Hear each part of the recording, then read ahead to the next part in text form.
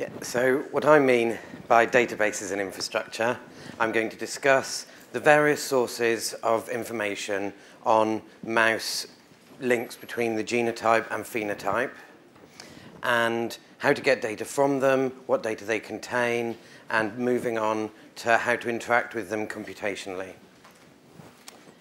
At the end of the talk, assuming I have time, I'll talk more about the infrastructure. What I mean here is how to set up what tools you'd use to set up a website and more generally for any software development project. The available databases I'm going to be talking about are the MGI, Mouse Genome Informatics, MGD, which could be a subset of that, but is quite different, the Mouse Phenome database, Europhenome, which is the web portal of the Modic project, the Sanger Mouse portal, the Comp Phenotype web portal, and finally the mousephenotype.org, the website of the IMPC. So MGI, this is Mouse Genome Informatics, is the main website for mouse resources at the Jackson Labs in the US. This is all based on published research, and it's found at this URL here. This is the home page. There's an awful lot of information on this site. I've hardly used any of it myself, but I'll particularly focus on the bits I interact with and the bits I find most useful, which is the gene and phenotype link. As with most of these websites, they can largely be driven by a search interface. So if I was interested in the gene AKT2, I enter that in the search box, and we get the search results. So here we have, basically at the top, we have the gene we're interested in. It also gives any other genes that match by text matching and all the alleles that are based on this gene. If I click on the gene page, we again get a vast amount of information related to this gene. There is, obviously, you get the nomenclature information about the sequence, including links to Ensemble and such like. We get links about its evolutionary relationships. So what other homologs there are in different species. We get the GO, which is the genome ontology annotations, which describe where this gene and its protein products are found and what they do. And we get a lot of expression information. Again, this is all from published research, which is presented just how the ways this gene expression is, where it is, and how it's altered. Further down the page, other bits, we get links to the various genome resources, including the variations within it, and descriptions of the protein that is derived from this gene, including the various domains. As I said, this is based on published research, and you get links to the papers that have actually derived on it. For this gene, we've got a total of 140 papers that have been used to build up this whole gene page, and you can get links to it here. For me, the really useful bit is all under these links here. It's the alleles and phenotype section. And you can look at all the alleles, include all the different sources of them. And here's a list of them. The critical ones are at the top because these are annotated with phenotypes. So for this, we have a description of what this particular allele, what alteration in this particular allele does to the animal. Clicking on the top one here, this gets to the allele page. Again, there's a lot of information here. Just to browse over it, at the top you get descriptions about the allele, what's actually changed. And at the bottom, a particular bit of interest that I'll talk about briefly is the links to human disease. So here we can see this gene is associated with diabetes mellitus type 2. However, this link, it's important to note, this is purely based on homology. So the human AKT2 is linked in OMIM, the Online Mendelian Inheritance in Man website, as as being related to diabetes mellitus type 2. This mouse gene is a homologue of that human gene, so that is where this link is. It's not relating to the actual phenotype as found in the mouse. But this is a very useful resource, and there's a number of sites that will use this links to broaden the information about the gene. The aspect that I'm particularly interested in is this section in the middle, which is the phenotype. This is all the different states this allele can be in and what phenotypes they've been reported. Here we can expand homeostasis metabolism to see all the various exact things it's annotated to, and which is a brief segue into another bit of the talk, which is ontologies. Here we were seeing these phenotype descriptions, and these are ontological descriptions. To just describe what ontologies are, there are a number of different definitions you can read on the web, and it's a lot to do with philosophy.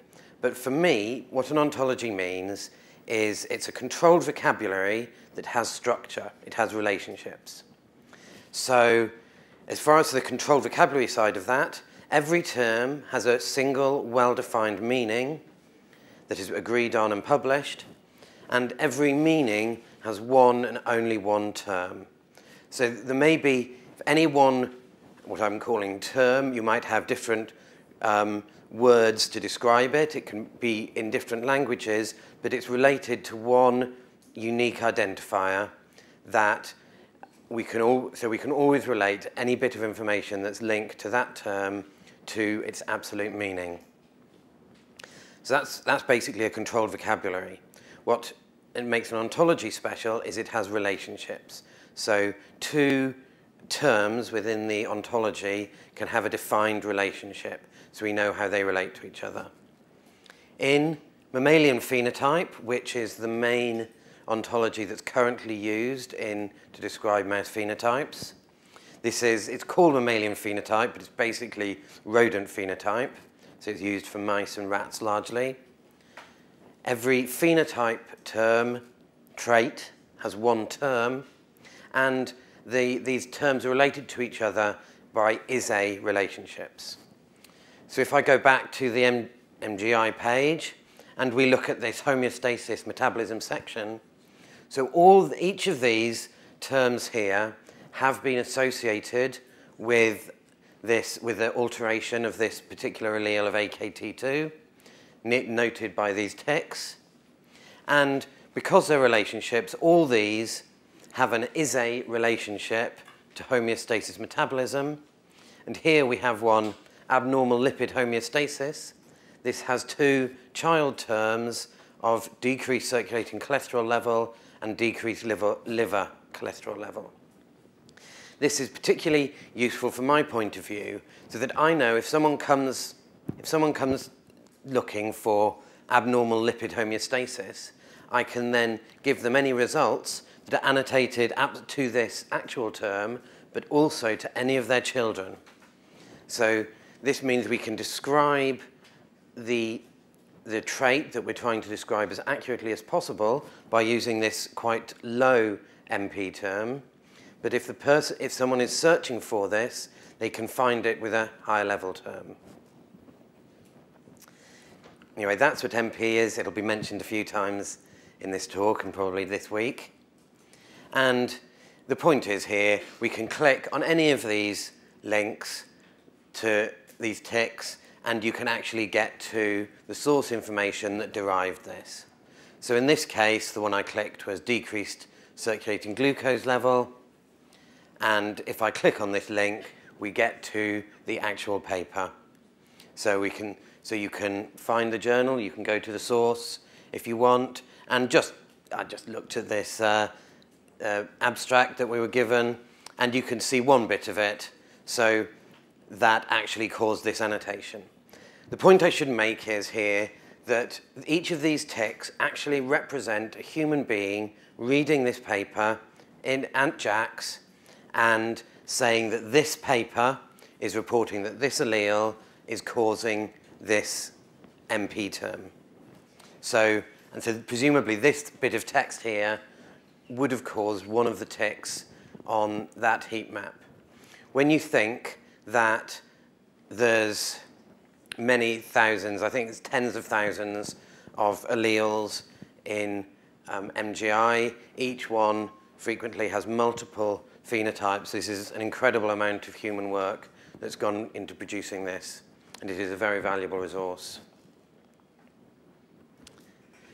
Another database that comes out of the Jackson labs is MPD, the Mouse Phenome Database. This is really quite different.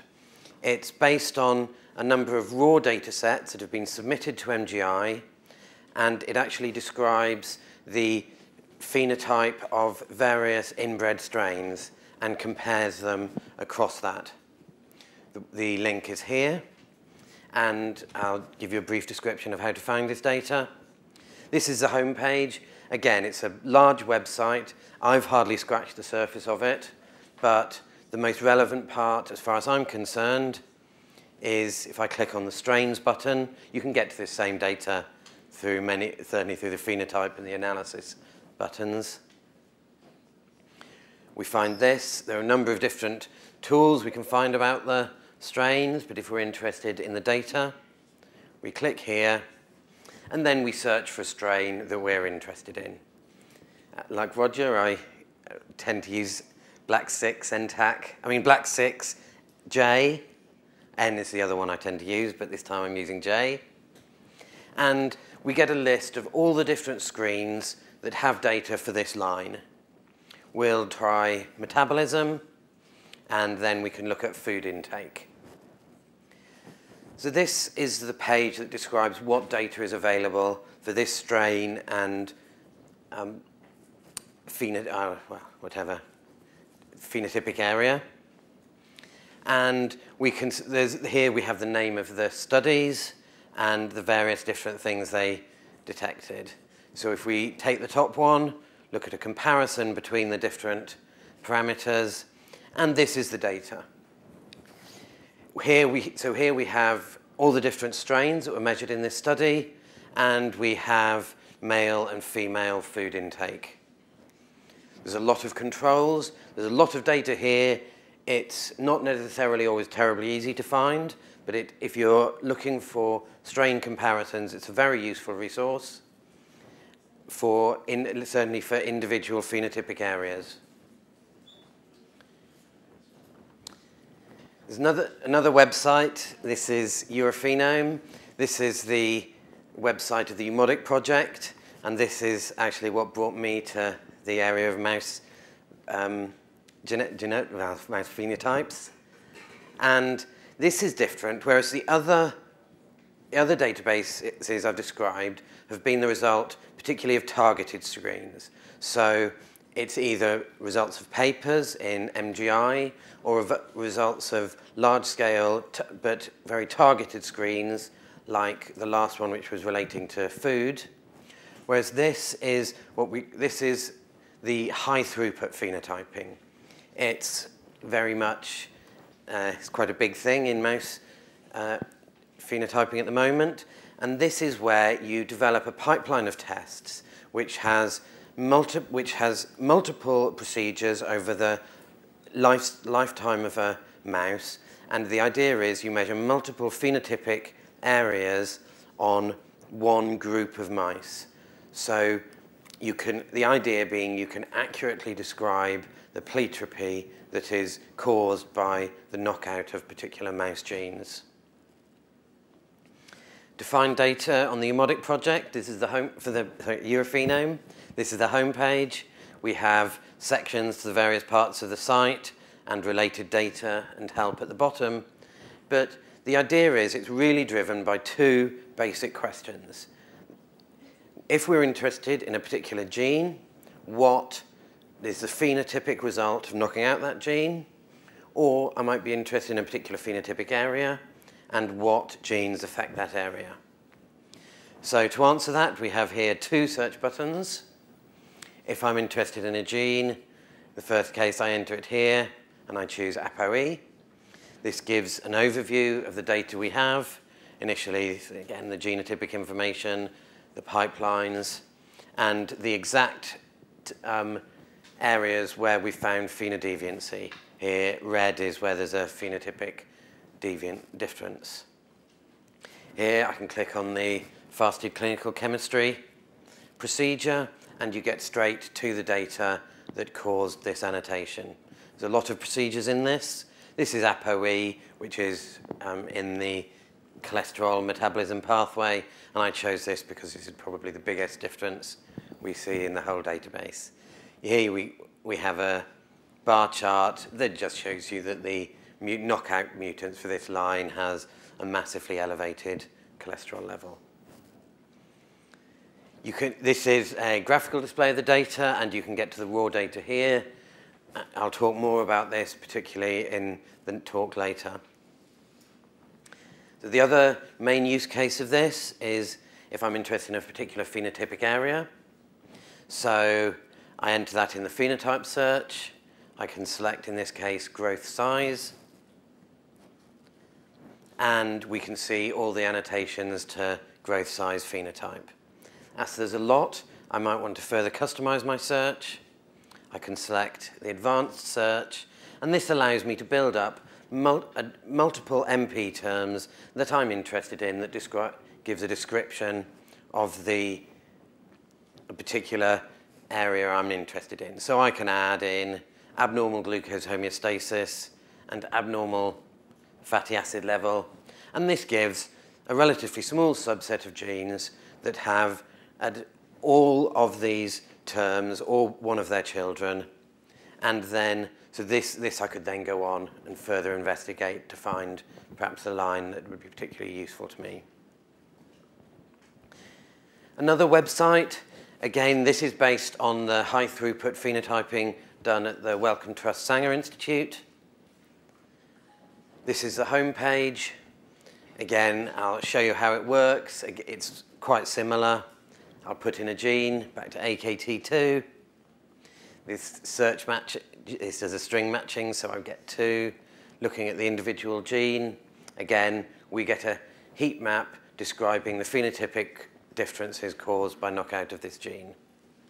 I can click on an individual cell of this and get to the actual data. Here we see the 2 areas that we measure under this glucose tolerance, and I can click on a graph. This has a different view of both the analysis and the graphical display. So here we see both means and the individual animals. And I'll point out, again, to get to the data here, we click on these links at the bottom. We can have it both in a tabular form and in XML. And here is the actual data we were looking at before.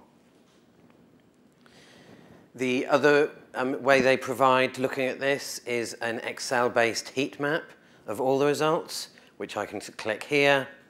And then, so this is in Excel, so it can be manipulated by sorting on various areas of interest. And we can, again, click on the individual cells to get to the data. Again, there's weight curve, and we can see a graph of this, and we can see a line that caused this to be an outlier. Another source of this data is the comp phenotype. This is based at the UC Davis in California, and it's the web portal for the knockout mouse phenotyping pilot. I know these sites have all got a certain similarity, but this one has got a particular emphasis on expression, which I'll show you as we look through it. Again, this is largely search-driven. This is a different set of genes. I'll search for ALB, which is albumin. I can then click on that, and it gives us a summary of the areas that they found phenodeviancy in. Again, they have a different idea of the analysis, and they're quoting percentage outliers. And we can click on this and go to the data. We can find, so here this was bilirubin, and the way they display the data is showing it's the whole background distribution with individual data points, both het, hom, and the wild-type littermates are grouped together. This is just a way of giving you an information about how the distribution of this group was. Again, we can download the data, which in many cases I would encourage you to do. It's well worth having a good, before you take anything further, having a good look at the data. I will stress, download data. It says it's got Microsoft Excel. I think you have to use OpenOffice to get it, because it looks like this. Perhaps I'm wrong. As I said, this is, they've got a particular emphasis on expression. If we can find this data by exploring to LAC-Z expression is one part of it. So I'll explain LAC-Z expression. When these genes are knocked out, they insert it. I expect someone will be talking about this. There's a cassette that's inserted, and it flanks a critical exon. Part of this cassette not only prevents the expression of the actual critical exon, but also it causes the expression of this chemical we call LAC-Z, which we can stain against. So then we can take either the embryos or the whole mouse after it's been sacrificed, stain them, and then microscopically examine them so we can see where the gene is being expressed to give us an idea of the function. So here, this gives a heat map of all the genes they looked at across the various organ systems to show where it was expressed. If you look at the first one, actually it looks like it was everywhere.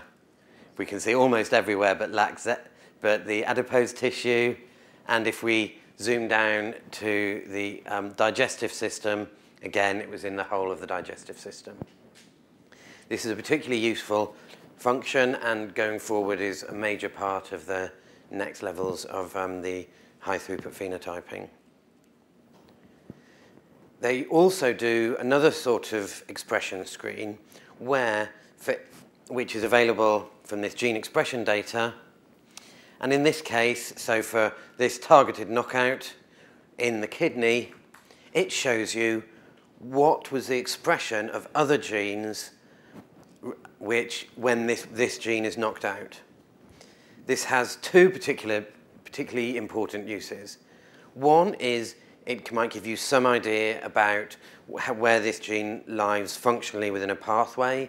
Perhaps it can give you an idea of other pathways that might be compensating or taking the load when this one's knocked out. And also it can give you information about the actual action of the knockout cassette. This is because, of course, one can imagine that inserting this bit of sort of alien DNA into the genome might have effects beyond the exact exon that's being flanked, and this information can be found here if you looked at genes physically related to this gene on the chromosome. Now, the final database I come to is the mousephenotype.org. If I was to give this talk in a year's time, it's possible this is the only one I'd talk about. This is the interface for IMPC, the International Mouse Phenotyping Consortium, which again you're going to have further talks about, so I won't spend too much talking about, other than this is really an international collaboration to bring all the projects that I've talked about so far, as well as many others around the world, together into one place and providing one unified view of the mouse high-throughput phenotyping. It is in relatively early stages of development, so it's not as fully featured as the tools we've seen, but it's heavily in development, and in the coming months and years, we would expect this to be the go-to place for mouse phenotyping information. It's available on this URL. I'll give you a view of what there is so far. This is the home page, as well as links to various project information and other sources of information. Again, it's largely search-driven. Here I can enter a gene name, again, AKT2. We get this, we get a search function which brings up this one gene, and I can click on this and go to the gene page. At the moment, this is largely based on legacy information, so these links here provide links back to the web pages I've already shown you. But in the very near future, it'll be all encompassing, and all this data will be brought into this one site. Other information that's being brought on that's not currently available is we have imaging data. So this is I think it's a confocal images of skin to show variations in the skin morphology. Here we have more. These are actually LAC-Z images. So this is what it looks like. This dark coloring is where the LAC-Z is expressed in these mutants. So one might expect this to be where the gene is particularly expressed in the living animal. And at the bottom, we have information about the cassette that was used to knock out this gene. At the top, again, if I was the other way to search is again on phenotype. So if I enter glucose into the search bar, it gives you anything that hits glucose. There's a large number of genes that have glucose in the name, so they come up. But there's this box on the left, which is what they call a faceted search. So this allows you to restrict the results to the sort of thing we were looking at. If we weren't interested in genes with glucose in it, what we're interested in is phenotypes related to glucose. We'd click on phenotypes. This gives, again, this is the MP terms with glucose in them. And I can click on one of these, say increased circulating glucose level, and we get a view of the annotations to that. So annotated to this are 5 genes in a number of different procedures. The next thing I'll talk about, only briefly, because again, I think you'll have talks about this, but how do you get access to these lines? A large reason for doing these tests, is to find mouse models for human disease. So if you've been browsing these various resources, you have found a particular phenotype. You see there's a gene knockout. It causes a phenotype. You've looked at the data. You're convinced by the analysis we've done. You're interested in this line. What's the next step? The next step is to go and try and get access to it so you can take it on to do further investigations.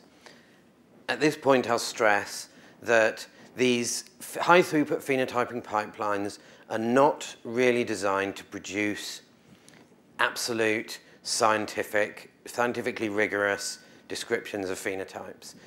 Because the plan is to do, eventually, over the next 10 years, all the genes in the mouse genome, it's not feasible to do large numbers of mutants and large numbers of littermate controls in a very rigorous way that would allow you to really confidently assess or make statements about the phenotypic knockout.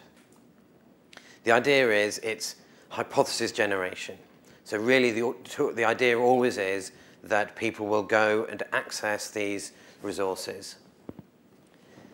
There's a number of databases. The one I tend to recommend is findmice.org. This links to various resources that hold these knockouts in various forms. You can access the vectors. This is the knockout. This is vectors containing the knockout cassette that actually caused this knockout. Though, of course, there's a lot of stages to go from that to a mouse you could phenotype. The next stage along would be embryonic stem cells. So these are embryonic stem cells that have already had these vectors applied, but they've never been generated, there's never been an animal generated from them. Then the better sources, if you can find phenotyping data, there should be basically germplasm frozen down. This is sperm or eggs that have been frozen down and is available for purchase by investigators. In some cases, you can purchase mice. And at this point, I'll go back to mousephenotype.org and stress this button. If you can think of a gene that you're interested in even before the phenotyping data is available, I strongly encourage you to register. You go to mousephenotype.org, search for the gene or genes, and you register your interest. You can log in, you register. You'll then be kept informed of the process of producing this mouse and phenotyping it. The point is, it's far, far cheaper to get live mice while there's being live mice produced for the phenotyping program than if you wait until the whole program has been completed, the mice have been frozen down as either embryos or sperm, then you can purge that and rederive it. If you can, the idea is that as soon as these experiments are being done, the data will be available on this website. If you've registered, you'll be informed of that as soon as that happens.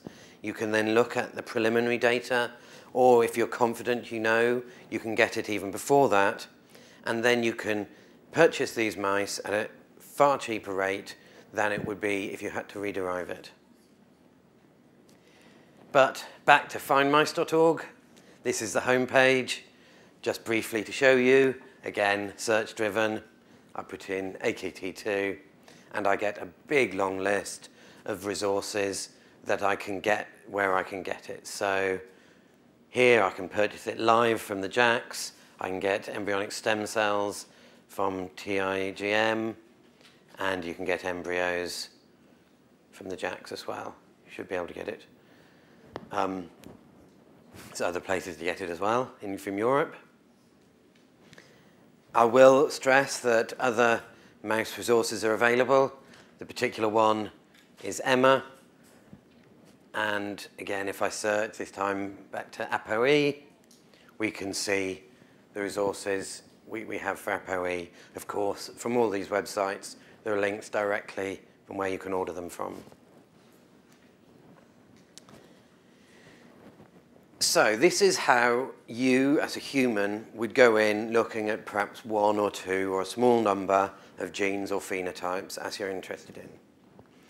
If you're, let's say, a bioinformatician, if you want to look at this in a more large-scale way, all these resources provide ways that you can interact computationally with the databases.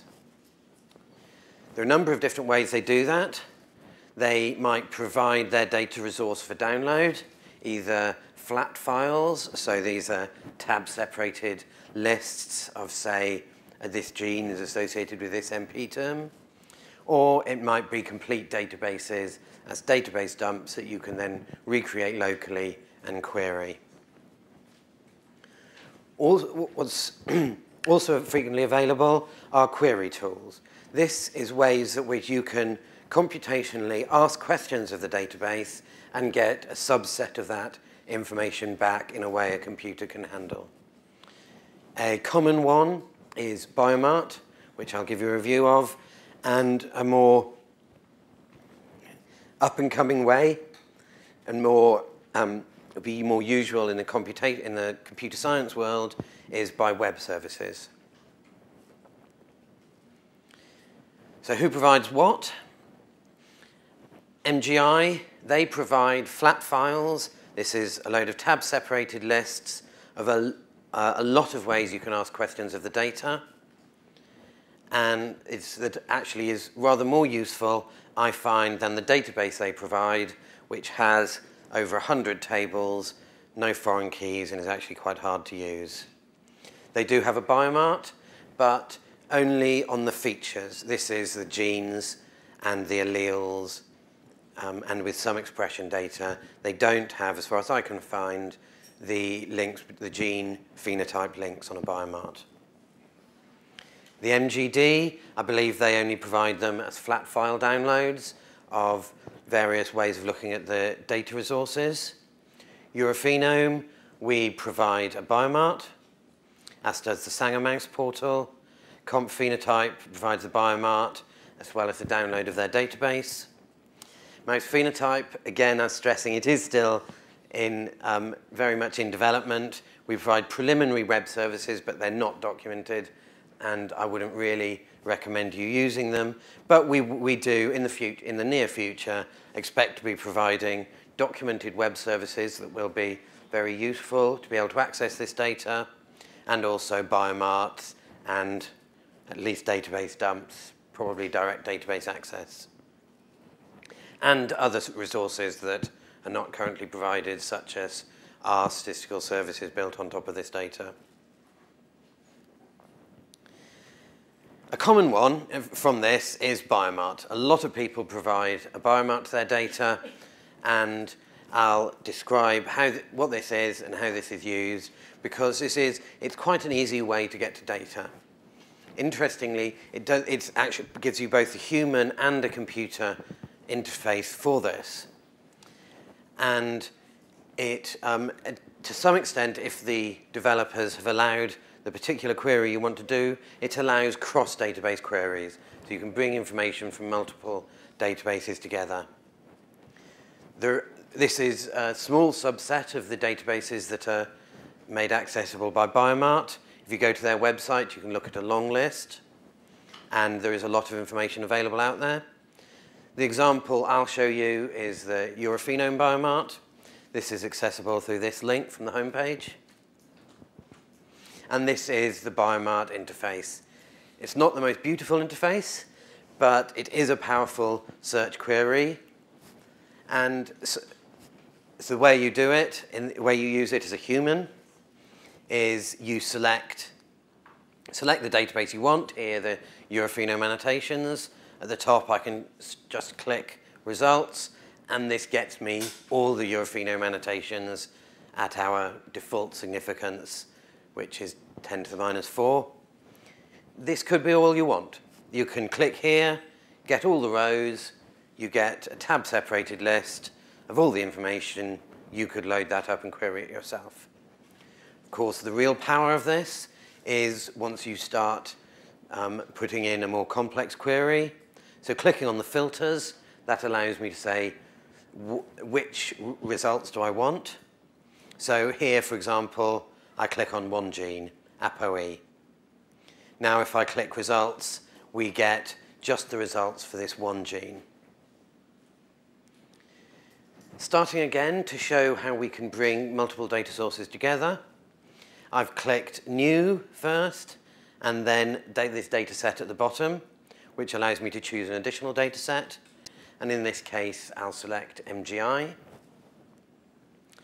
And just as an example query, let's select only the genes that are on chromosome 1. When I click results here, that restricts my original query only to genes that are on chromosome 1. I can further restrict this to genes that are on chromosome 1 and annotated to decreased body weight. And we get a long list because multiple reasons can cause annotations to decrease body weight.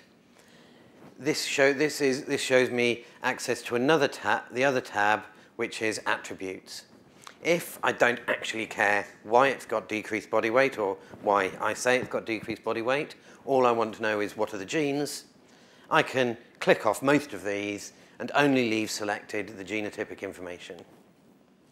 Now when I click results, we just get 4 rows, which is the 4 genes that are on chromosome 1 and are annotated to decrease body weight. I have to have this ticked to restrict this view to a smaller number of rows. Now this doesn't sound very much like computer interface. But we look at the top. I didn't really want to show you the actual code because that's not very interesting. But the point is, all these buttons up here, these three, will show you how to ask this question using a computer. So if I click on URL, I will get literally a URL, which is which you can parse, you can look at as a human. If I get XML, that is the XML that I'd have to submit to get this query. Or Perl, it actually gives you the Perl code that you could embed into your program. The point is then, if I wanted to loop through, let's say, all the different chromosomes, I could go in, do this query, save that, change the query, put in 2, or I could incorporate this into a program that loops through all the different chromosomes and stores the results somewhere. Of course, there's only so many chromosomes. If I wanted to do this for all the genes, you could do this hundreds, thousands, millions of times, relatively easily with the computer. And the way I always use this is you set up the query using the human interface, and then you can take one of these sources of information, embed that into your program, and just change the one thing you want to change. So the tools that I'll be talking about, to make a website, you need something along the lines of LAMP. This is Linux, Apache, MySQL, and PHP. And then to produce any bit of software, you don't need, but you probably really do want, something to do these jobs: source control, testing, continuous integration. Linux. You need an operating system to run the web server.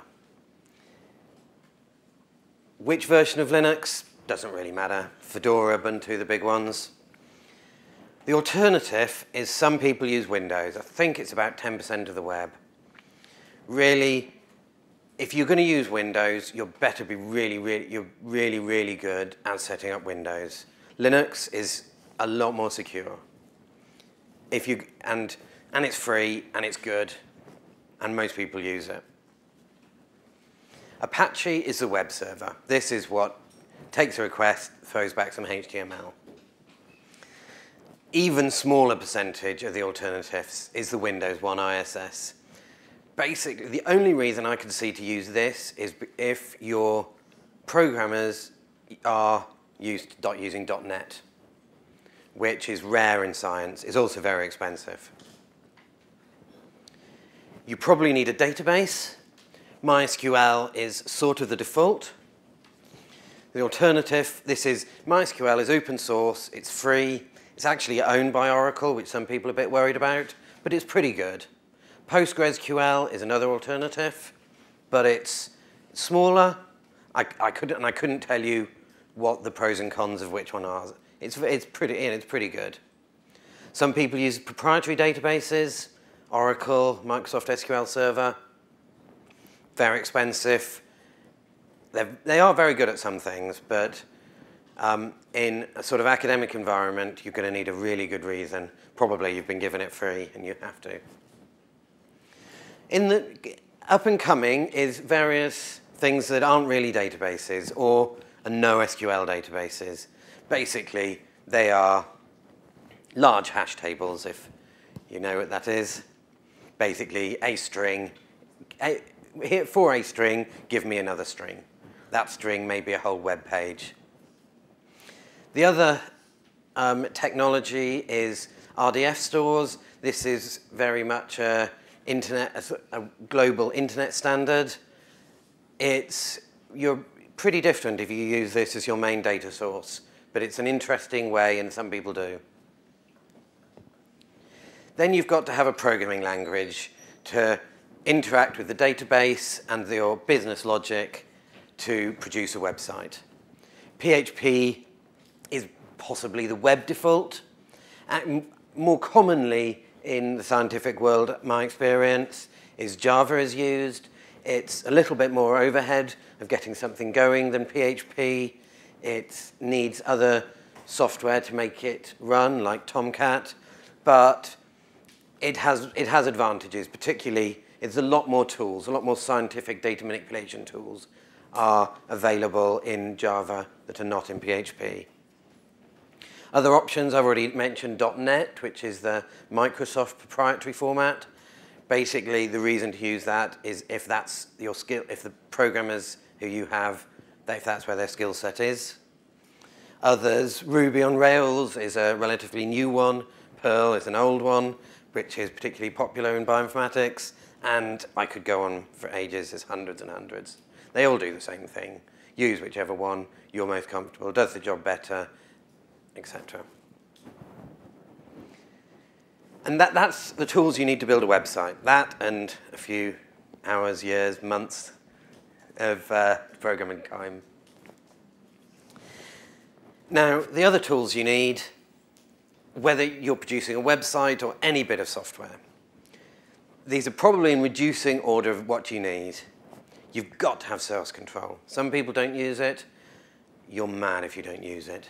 CVS is sort of the old one.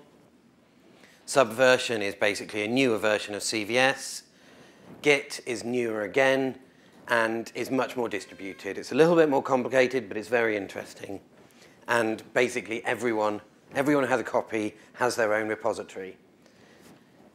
And what does the repository give you?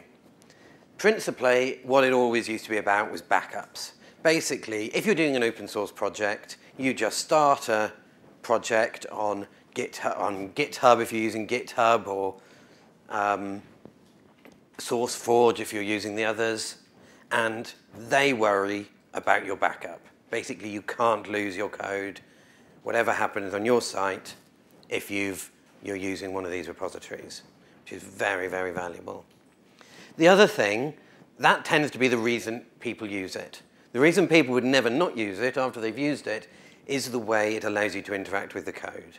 Basically, it's like undo and redo, but far more powerful, and for the whole course of the whole project. And it gives you, you can compare different things. Once you've used it, you won't go back. What a lot more people would do without, but I really would encourage you not, is automated testing. Basically, this is a separate program from the one you're actually producing that tests the aspects of what you're actually using. The standard one, if you're using Java, would be JUnit. That's to test the individual blocks of code. If you're producing a website, you can actually test the end product. Automated, for example, Selenium is like a web browser that goes to your site, does a search, makes sure you get back the right things. And the point is, these can all run automatically. So you never need to worry. If you set them up, then you know, and it doesn't tell you that they're broken, it means your stuff is working. So if you make something work, you then carry on developing something else and inadvertently break what used to work, which you wouldn't know otherwise. Well, the way some people use this is to actually define the problem that they're trying to solve in the tests, which is a big advantage of this is it's quite satisfying that you start your project with a load of, oh, all my tests fail, and as you go along, each bit you do is one more thing changes from fail to pass, which is one advantage. Finally, more out there, continuous integration, a program called Jenkins. Basically, when you have a team, every night it downloads everyone's code from the source repository, compiles it, puts it all together, and runs all their automated tests. But the idea of this is check that your teammate has not broken your code with something he did yesterday. Thank you.